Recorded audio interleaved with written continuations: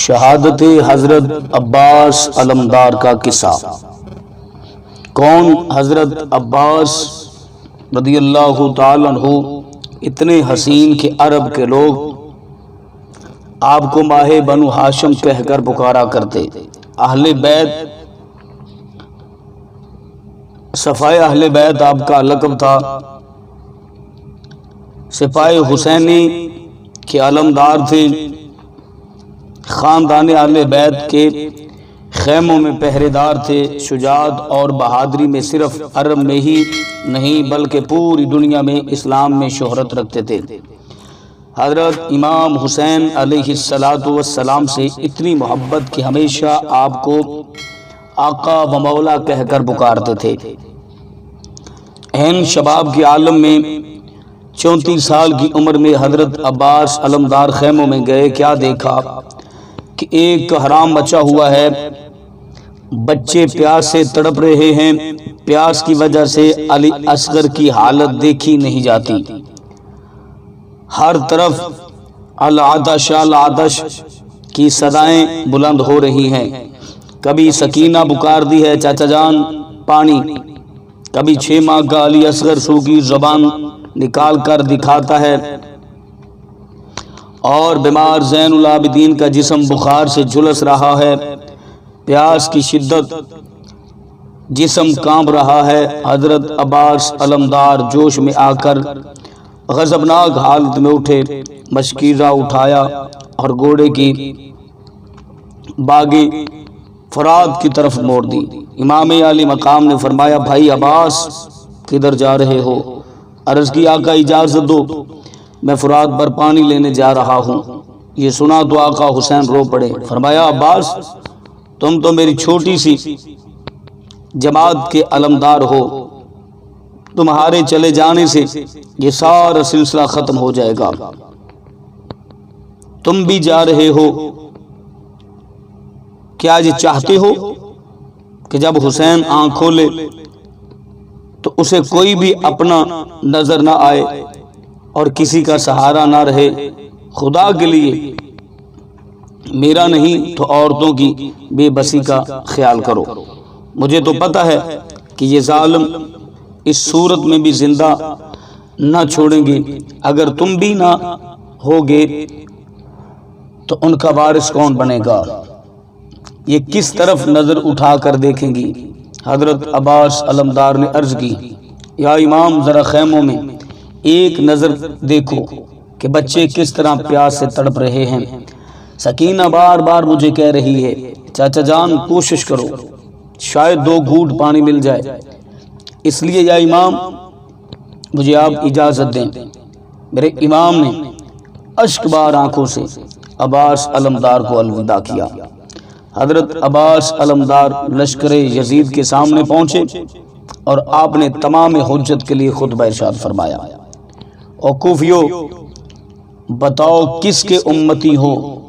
اگر تم مانتے ہو کہ ہم نے رسول اللہ صلی اللہ علیہ وسلم کا کلمہ پڑھا ہے تو پھر اس آل رسول پر پانی بند کیوں کیا؟ ظالموں، یہ کہاں کا انصاف ہے کہ تمہارے جانور تو پانی پئیں مگر اہل بیت اطہار کے لیے پانی کا ایک قطرہ بھی میسر نہیں ہو سکتا۔ بتاؤ خدا تعالی کی بارگاہ میں کیا جواب دو گے؟ ابھی وقت ہے، سوچو، اور 2 گھونٹ پانی کے دو میں کل قیامت کے دن حوض کوثر کے جام پلاؤں گا۔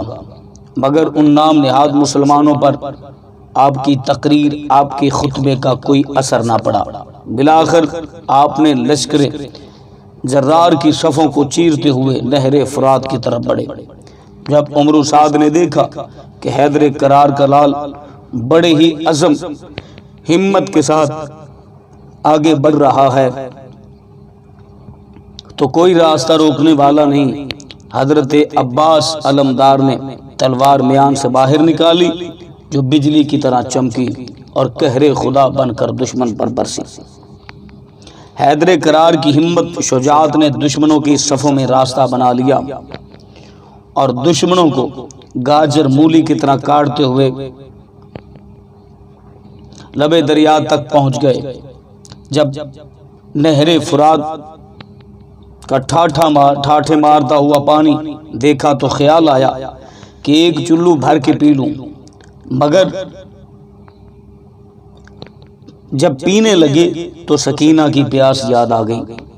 علی اصغر کی شدت سے نکلی باہر زبان یاد آ گئی، پانی اسی جگہ پھینک دیا اور جلدی سے پانی کا مشکیزہ بھرا، کندھے پر لٹکا کر چلنے لگے تو شمر لعین چلا اٹھا، اگر یہ پانی اہل بیت کے خیموں تک پہنچ گیا تو یاد رکھنا پھر زمین پر کوئی یزیدی باقی نہیں رہے گا۔ چنانچہ حضرت عباس علمدار کو پوری کوشش کی تھی کہ کسی طرح یہ پانی صحیح و سالم خیموں تک پہنچ جائے، مگر میرا یہ وعدہ بھی پورا ہو جائے، مگر دشمن کے نرغوں میں آ گئے، انہوں نے تیروں کی بارش کر دی، جس سے مشق چھلی ہو گئی۔ ادھر خیمے والے خوشی منا رہے ہیں کہ اللہ کا شکر ہے عباس پانی لے آئے، مگر وہ یہ نہیں جانتے تھے کہ حوض کوثر کا مالک آج کربلا کے میدان میں اپنے ہی نانا کا کلمہ پڑھنے والوں اور بے وفا امتیوں کے ہاتھوں پیاسا ہی تڑپ تڑپ کر جان دے دے گا۔ مگر ہر طرف سے تیر، نیزوں اور تلواروں کی یلغار ہوئی تو آپ ان کے حملوں کا جواب بھی دیتے ہوئے خیموں کی طرف بڑھتے چلے آئے۔ نوفل بن ورقہ مردود نے چھپ کر حضرت عباس علمدار پر وار کیا، آپ کا دایاں بازو کٹ گیا۔ جوش شجاعت دیکھتے ہی آپ نے فوراً نہایت ہی دلیری سے مشق کو دوسرے بازو پر اٹھا لیا، بائیں ہاتھ سے تلوار پکڑ کر دشمن کا مقابلہ کرتے رہے، کسی طرح یہ پانی خیموں تک پہنچ جائے۔ آپ آگے بڑھتے رہے، ایک ملعون نے آپ کے دوسرے بازو پر وار کیا اور حضرت عباس علمدار کا دوسرا بازو بھی قلم کر دیا۔ آپ نے مشکیزے کا تسمہ اپنے دانتوں سے پکڑ لیا، خیموں میں پہنچنے کی کوشش کر رہے تھے، مگر سدا افسوس اس سقائے اہل بیت کے تمام امیدوں پر پانی پھر گیا۔ ایک تیر آ کر مشکیزہ میں پوست ہو گیا، جس سے سارا پانی بہہ گیا۔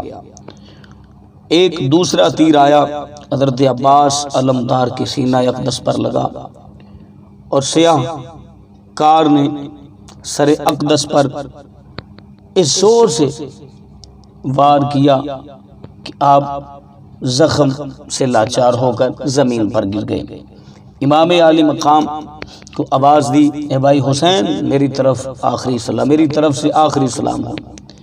اس آواز کو سن کر امام عالی مقام دوڑتے ہوئے آپ کے قریب آئے اور پیکر وفا حضرت عباس علمدار کو دیکھا تو رو پڑے، آپ کی لاش کے ساتھ چمٹ گئے اور کہا، اے عباس، اب میری کمر ٹوٹ گئی ہے۔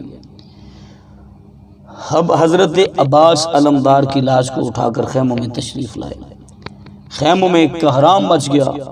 حسین ابن علی نے سکینہ کو فرمایا، بیٹی، تو اور تیرا بھائی علی اصغر بھی اپنے چاچا کو معاف کر دینا، وہ تم سے کیا ہوا وعدہ پورا نہ کر سکے۔ اور یہ کہہ کر آپ کی روح قصر عنبری سے پرواز ہو گئی۔ انا للہ و انا الیہ راجعون۔